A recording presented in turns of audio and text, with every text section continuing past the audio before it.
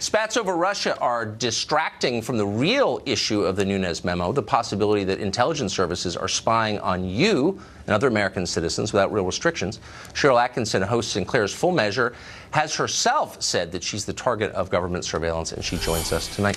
Cheryl, thanks a lot for coming on. You spent years on this question with basically no support from your colleagues in the media, or relatively little. Are you surprised by the posture in the press, which is it is wrong to want to know more about who the government is spying on?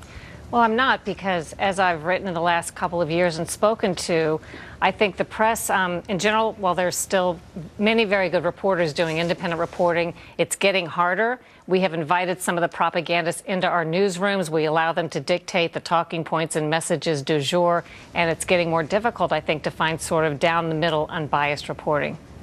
But shouldn't the default position of a journalist be more information rather than less? So when we learned last week of the possibility that the U.S. government spied on a U.S. citizen on the basis of pretty flaky information, was it weird to see reporters stand up and say, tell us no more? We don't want to know, and in fact, you're unpatriotic if you want to know more.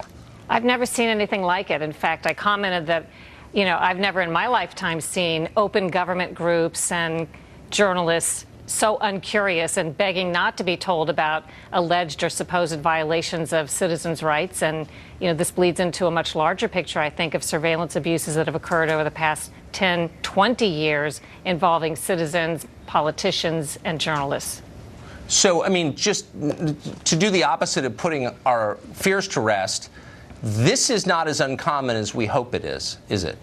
I think not. You know, long before Trump announced running for president, I had intel sources, contacts who I'm still in touch with, who have said that for a long time there has been presentation of bad evidence to the FISA court to justify warrants, that there has been sort of a reverse engineering when political figures want to target people illegally. They find someone in their orbit that they can target and then capture them incidentally and then accidentally capture their data and unmask them, acting surprised that that's who it was when that's the target that they intended to capture all along.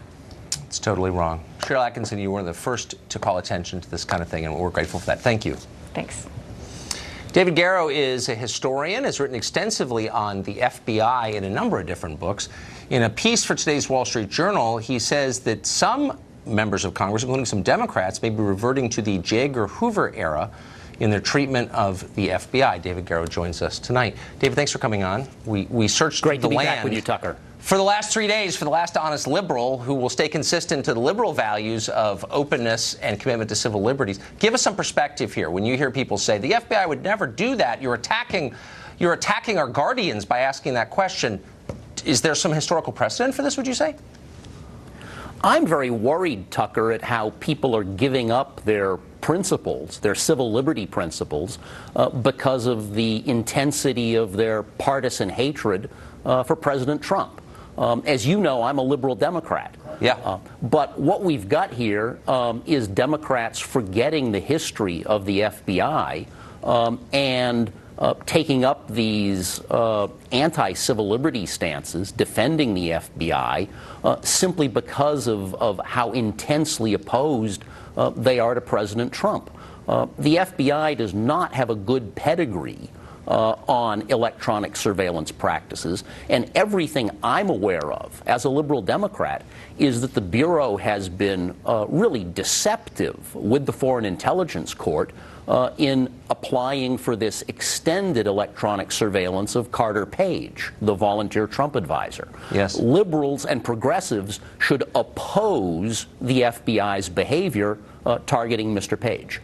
Just on civil liberties grounds, having nothing to do with the larger investigation or their like or dislike for Trump, but an American citizen is having his civil liberties violated, liberals should care, right?